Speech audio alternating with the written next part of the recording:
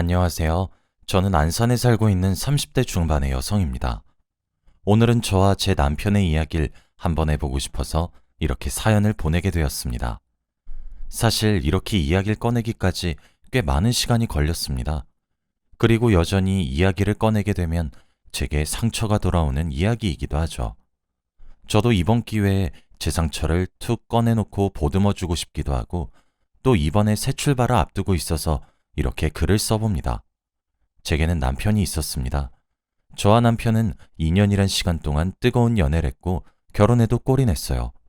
그리고 다른 집들과 똑같이 저와 남편 둘 다 맞벌이를 하기 시작했습니다. 저와 남편과의 사이는 무척이나 좋았습니다. 그런데 딱 하나 문제가 있었어요. 바로 저희 가족 계획이었죠. 제 쪽의 몸에 문제가 있었거든요. 아무리 노력을 해도 아이가 하도 생기질 않더라고요. 저와 남편 둘 다 점점 지쳐갈 때쯤 주위 지인들의 권유로 믿져야 본전이란 마음으로 불임센터에 함께 가서 검사를 받았습니다. 그런데 제가 선천적으로 임신이 조금 힘든 상태의 자궁을 가진 사람이라고 결과가 나왔죠. 하늘이 무너지는 것만 같았습니다. 결국 저는 남편의 권유에 따라 직장을 그만두고 임신을 하기 위해 심혈을 기울이기 시작했습니다. 저와 남편의 정성이 통했던 것인지 기적적으로 제가 임신을 하게 되었어요. 제 임신 소식에 다른 누구보다 남편이 무척이나 좋아해 주었죠. 그렇게까지 뛸 듯이 기뻐하는 남편의 모습을 처음 볼 정도였습니다. 맞벌이에서 외벌이로 변하다 보니 저희 부부는 월급의 대부분을 미래를 위해 투자하기 시작했어요. 저도 점점 전업주부의 삶을 익혀나가기 시작했고요. 그런데 한 가지 문제가 생겼습니다. 제게 살이 너무 빨리 그리고 잘 붙는다는 점이었어요. 어찌 보면 임신을 했을 때니까 당연하다고 여겨질지도 몰라요. 하지만 정말 심각하게 살이 찌게 되더라고요. 남편은 괜찮다고 계속해서 말을 해주었어요. 마음은 고마웠지만 그래도 위로가 와닿진 않더군요. 그렇게 저는 출산을 하기 직전 20kg이나 쪄버리고 말았어요. 그냥 따지고만 봐도 20kg이면 많이 찐 편인데 저는 키도 그리 큰 편이 아닙니다. 그래서 그런지 순식간에 뚱뚱한 여자가 되어 있더라고요. 임신했을 때 찐 살은 잘 빠지지도 않는다고 하던데 그 말이 정말 맞더라고요. 아이를 출산한 이후 운동을 정말 열심히 했지만 이미 늘어나서 탄력은 잃은 살들이라 그런지 예전의 제 몸으로 돌아오진 않았습니다. 자존감이 떨어지지 않았다고 하면 거짓말이겠지만 그래도 남편이 있어 견뎌질만 했습니다. 남편은 그런 저를 여전히 예쁘고 사랑스럽다고 말해주는 유일무이한 사람이었거든요. 그런데 그것도 전부 다 제 착각에 불과했어요. 전부 다 입에 발린 소리였죠. 사실 저희 부부는 맞벌이 때도 그렇고 남편의 외벌이일 때도 그렇고 돈을 모을 수 있을 때 바짝 모으잔 주의였거든요. 저희 부부가 바쁘게 살아서 그런지 취미를 딱히 가지고 있지도 않았고 그나마 가진 취미도 등산처럼 엄청나게 큰 돈이 필요하진 않아서 정말 생활비와 용돈을 제외하고 전부 다 저축을 하는 편이었어요. 그런데 아이를 출산한 이후 남편이 취미가 하나 생겼다고 하더라고요. 제게 혼자서 외벌이를 하다 보니까 책임감도 2배로 들기 시작해서 너무 부담스러울 때가 종종 있었다고.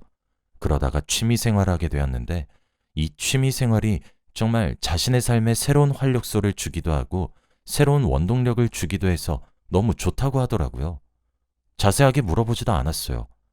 그저 취미생활, 그깟게 뭐라고 그렇게까지 어렵게 운을 떼게 만든 남편에게 저는 미안할 따름이었죠. 지금 생각을 해보면 제가 난임의 몸이라 아이를 어렵게 가졌기 때문인지 저는 왠지 모르게 저자세를 유지했던 것 같아요. 남편이 외벌이를 한 것도 다 제가 난임으로 고생했기 때문이라고 생각했었거든요. 남편은 육아에 손을 떼거나 하진 않았지만 그래도 적극적으로 아이를 돌보려고 하는 의지는 없었어요. 그런데 저도 그런 남편에게 서운하지만 별말은 못하겠더라고요. 남편이 힘든 것을 제가 잘 알면서 칭얼거리는 게 맞나 싶어서 말이에요. 그렇게 입 꾹 다물고 묵묵히 독박 육아를 했습니다. 지금 생각해보면 저도 멍청했죠. 저 혼자 만든 아이도 아니고 남편과 저의 아이인데 그걸 죄스럽게 생각했으니. 남편은 평일에는 일을 하러 가서 주말에는 취미 활동을 하러 가서 등등의 이유로 일주일 내내 저와 아이를 집에만 내버려 두었습니다.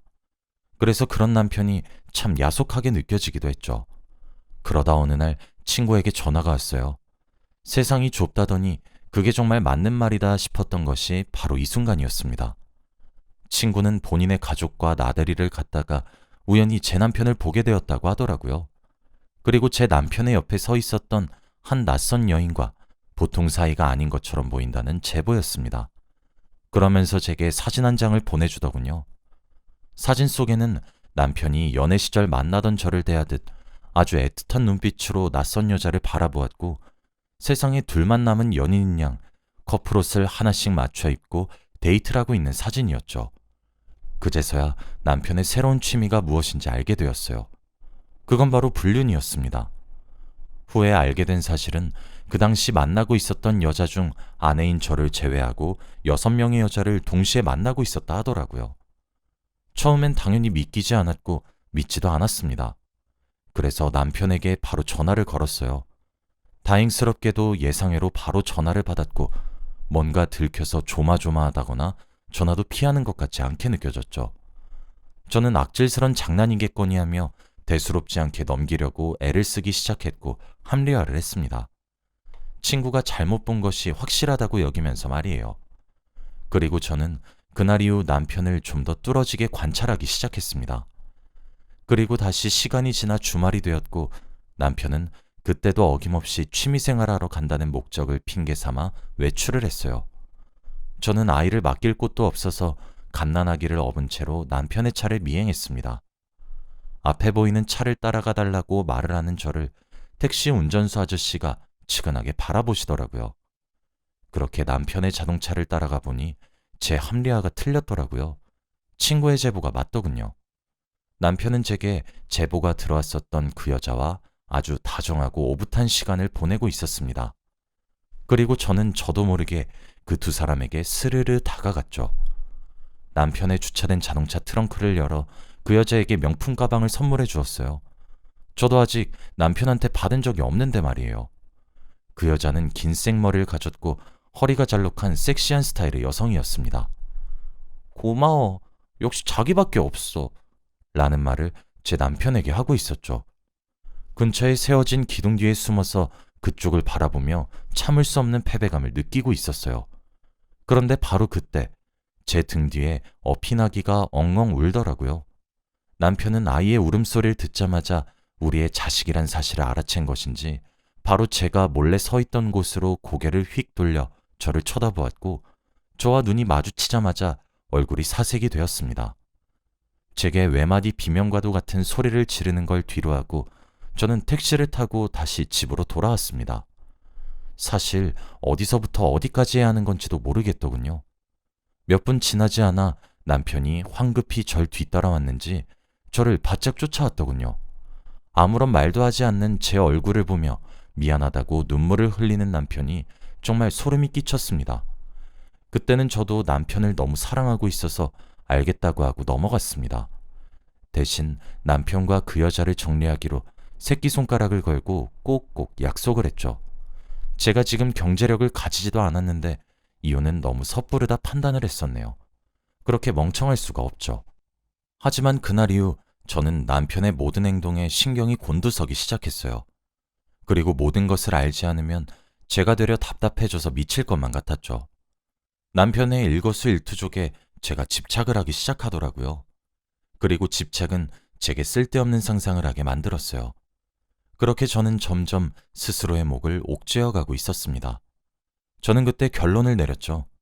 이렇게 계속해서 고통받을 바에 남편을 미행해서 직접 확인을 하고 안심을 하자 싶었습니다. 그렇게 남편을 따라다니며 미행을 하기 시작했어요. 사실 저는 당연히 남편이 모든 것을 정리했을 거라고 믿어 의심치 않았어요.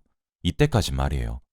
그런데 꼬리가 길면 밟힌다고 처음 며칠은 남편이 조심하는가 싶었습니다. 아무도 만나지 않더라고요. 하지만 역시는 역시라고 며칠이 조금만 지나니 저와 이혼 얘기가 오고 간 것은 어디에다 까먹으셨는지 다시 또 줄기차게 여자들을 꼬시러 만나러 다니기 시작하셨습니다. 처음엔 당연히 이혼을 하려고 생각을 했었어요. 아니, 이혼이 아닌 다른 방법은 생각하지도 않았습니다. 하지만 이혼이 어디 그리 말처럼 쉽나요? 하지만 제가 지금 경제력이 있길 하나요? 뭘 하나 갖추기라도 했나요? 시댁에다가도 일러봤어요. 하지만 남자라면 그럴 수 있다고, 참으면 돌아올 거라는 진짜 개소리나 하고 앉아있더라고요. 남자들은 자고로 살아가면서 바람을 피는 것은 자연스럽다고 하면서 말이에요. 오히려 전부 제 탓이라고 하셨어요. 남편이 그렇게 밖으로 나도는 것도 전부 제 탓이라고 하시면서요. 저는 그때 복수를 결심하게 되었습니다. 맞바람을 펴서 남편이 저와 같은 감정을 느끼게 해주고 싶어졌었거든요. 고작 이혼? 그걸로는 평등한 처벌이란 생각이 들지 않았어요. 그래서 겉으로는 용서한 척, 다 잊은 척 등등 잊은 척들은 하면서 제 살 길을 찾기 시작했습니다. 저는 일단 목표를 세웠습니다. 그중 하나가 경제력을 갖추는 것이었죠. 그래서 저는 임신 준비를 위해 그만둔 일을 다시 시작했습니다. 게다가 운동도 시작을 했죠. 다행히 제가 운이 좋은 편인지 휴직계를 냈던 회사에다가 돌아가서 다시 일을 하고 싶다고 하니까 흔쾌히 저를 받아주셨죠. 운동도 집 근처에 생긴 개인 지도반에 큰돈을 주고 다니기 시작했습니다. 피를 끓는 심정으로 다이어트에 모든 것을 올인했죠. 그래서였던 건진 몰라도 남편의 태도가 묘하게 변하기 시작했어요. 제가 임시 때 쪘던 살들도 다 뺀 것도 모자라서 더 빼니까 진짜 모델 같은 몸매가 나오게 되더라고요. 게다가 얼굴도 조금씩 손을 대기 시작했어요. 어느 날은 코 수술을, 어느 날에는 눈 수술을. 남편은 그런다고 호박이 수박이 되겠냐고 비웃었던 이전과 달리 제게 좀 더 친근하게 말을 걸어왔고 잦아지기 시작했습니다. 그러면서 맨날 첫날 취미를 하러 가신다 집을 나서던 주말에 집에 붙어 있길 시작하기도 했죠. 제가 살을 엄청 빼고 나니 남편이 그제서야 저를 다시 보는 듯한 생각이 솔직히 가시질 않더군요. 그동안 아이 육아 한 번을 제대로 도와주지 않던 사람이 운동 간다고 하면 코끼리라고 놀리던 사람이 참 기도 안 차더군요. 솔직히 맞바람을 피운다는 것 자체가 저도 제 입장에서 그리 현명하게 생각하진 않았어요. 저도 많은 고민을 했었죠. 그런데 막상 제 외적인 부분에 따라 크게 좌지우지되는 남편을 보고 있으니 그렇게 웃고 있는 낯짝을 확 일그러뜨리고 싶어지더라고요. 그리고 제가 남편을 진실로 용서했다고 생각하는 저 헛된 착각도 정정해주고 싶었죠. 망설임은 컸지만 그래도 진행엔 느리지 않았어요. 그렇게 저는 제게 새로운 제2의 인생을 살게 도와준 제 운동 선생님과 연애를 시작하게 되었어요. 그리고 남편에게 모든 사실을 제 입으로 폭로했습니다. 저는 남편에게 가서 현재 만나고 있는 사람이 있으니 이혼하자고 얘기를 꺼냈어요. 남편은 처음에 그게 무슨 소리냐는 것처럼 어리둥절한 반응을 하는 듯 하더니 유부녀인 저더러 머리에 제정신이 박혀 있는지 물어보더라고요. 저는 그때가 되어서야 얘기할 수 있게 되었어요. 그럼 너는 제정신에 바람 폈니? 라고 말이에요.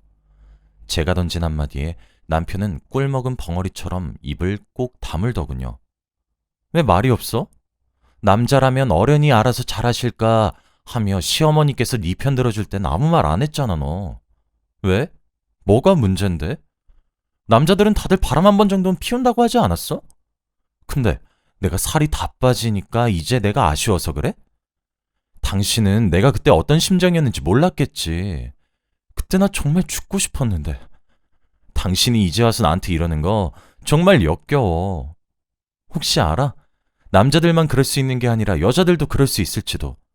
당신도 그럼 내가 다 즐길 때까지 기다려. 라고 했더니 남편은 제게 미안하다고 사과하기 시작했어요. 저는 그런 남편에게 계속해서 이혼을 요구했습니다. 남편은 딸아이를 걸고 넘어지면서 이혼은 안 된다며 저를 설득하기 시작했죠. 그래도 저는 제 마음이 일관되게 똑같았습니다. 솔직히 제 키 정도에서 25kg을 넘게 빼는 것은 사실 더 이상 다이어트의 문제가 아닙니다. 생전에 직결되는 문제예요. 저는 제게 제2의 인생을 선물해준 운동선생님도 너무 좋아지게 되었습니다. 그리고 그 선생님과 연애라고 사랑을 받기 시작하면서 저는 더 이상 남편과 지낼 수 없다는 사실도 깨달았죠. 운동을 가르쳐준 선생님께서는 제가 너무 뚱뚱해서 운동하는 것도 지치고 힘들어 그만두고 싶어질 때마다 저를 진심으로 위로해주며 다정다감하게 다가와 주셨습니다. 오신 것만으로도 오늘 하루 성공했다고 하며 위로를 해주기도 했었죠. 저는 그런 작은 응원의 한마디를 등불로 삼아서 악바리처럼 했었던 거였고요. 저는 더 이상 저를 보기 좋은 인형 취급하는 남편과 더는 살고 싶지 않았어요. 남편은 끝까지 이혼은 하지 말자며 저를 끝까지 설득했지만 저도 끝까지 설득을 당하지 않았습니다. 결국 맞바람이다 보니 저와 남편은 합의 이혼이 아니면 답이 없었죠. 남편과 저 사이에서 아주 길고 긴 실랑이 끝에 결국 남편이 백기를 들었어요. 사실상 제가 맞바람을 피게 되면서 거의 파국에 이를 수밖에 없게 되긴 하였죠. 그렇게 우린 나름 깔끔하게 합의를 하며 이혼을 하게 되었습니다. 물론 아이는 제가 데려와서 기르고 있어요. 그 과정에서도 시댁에서 꽤 큰 소동이 벌어졌습니다. 본인들의 아들내미가 불륜을 일으킨다고 했을 때는 살다 보면 그럴 수 있다, 성질 좀 죽여라, 기타 등등 말 같지도 않은 소리 얼마나 많이 해놨는데 내가 하면 로맨스고 남이 하면 불륜이라더니. 어쨌든 그렇게 우여곡절 끝에 이혼을 하게 되었습니다. 합의 이혼을 했고 재산은 저희가 원래 반반 결혼을 했었어요. 그래서 가지고 있던 모든 재산들을 반으로 나눠 가졌죠. 그리고 지금은 이혼을 하게 된 지 벌써 3년이나 되었어요. 저는 아직 운동선생님과 예쁘게 알콩달콩 교제 중에 있습니다. 그리고 또 가까운 시일 안에 저는 재혼을 준비할 생각입니다. 운동선생님도 이미 제 아이의 존재를 매우 잘 알고 있기도 하고요. 그리고 아이도 남자친구를 잘 따르기도 하고요. 남편과 연애할 적에도 남편이 참 다정다감한 사람이라고 생각했던 순간이 무척이나 많았어요. 그런데 지금의 남자친구를 만나면서 깨닫게 된 점이 하나 있다면 지금의 저는 정말 온몸으로 남자친구의 사랑을 느끼는 중입니다. 지금의 남자친구를 만나면서 알게 된 사실이 하나 있어요. 적어도 지금 남자친구는 저를 있는 그대로 예뻐하고 사랑해준다는 사실을 알게 되었죠. 저의 모든 면을 진심으로 사랑해 주어서 제가 얼마나 행복한지 아직 말을 못했었거든요. 사실 저도 제가 한 복수의 방법이 맞다고 생각하지 않아요. 오히려 틀렸다고 생각을 하기도 한답니다. 약간의 후회감이 들기도 하고 있기도 하거든요. 옳지 않은 방법으로 복수를 했다는 생각이 머릿속에서 떠나질 않고 있어서요. 만약 제 글을 읽으신 분들 중 누군가 맞바람을 생각하고 있다고 생각하신다면 당장 접으셨으면 좋겠어요. 굳이 그렇게 스스로의 가치를 갉아먹지 않아도 행복해질 수 있다고 생각하거든요. 사실 저는 제 방식대로의 복수라고 꽤 많이 후회라곤 했습니다. 당장이야 속이 후련하지만 결론적으론 자기가 자기 스스로를 상처 입히는 일처럼만 느껴지더라고요. 제가 너무 인간성이 결여된 사람처럼 느껴져서 그런지도 모르는 일이죠. 그러니 제 이야기를 읽으신 여러분들은 아무리 화가 나고 열이 받아도 상식적으로 복수하시길 바랍니다. 나중에 후회를 하게 될 때가 오면 생각보다 아프게 온다고 하더라고요. 여기까지가 제 이야기였습니다. 읽어주셔서 감사합니다.